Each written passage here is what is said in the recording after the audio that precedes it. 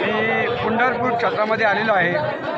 तर त्या ठिकाणी हेल्थ ओके म्हणून मी गोळी खाल्ली आणि त्या गोळीचा असर एवढा झाला की माझं जे अंग दुखत होते, कंबर वगैरे दुखत होते, ते व्यवस्थित बंद झालेले.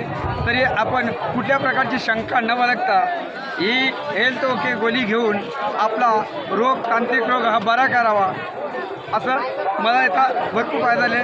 म्हणून सर्वांनी याचा फायदा घ्यावा अशी मी विनंती करतो.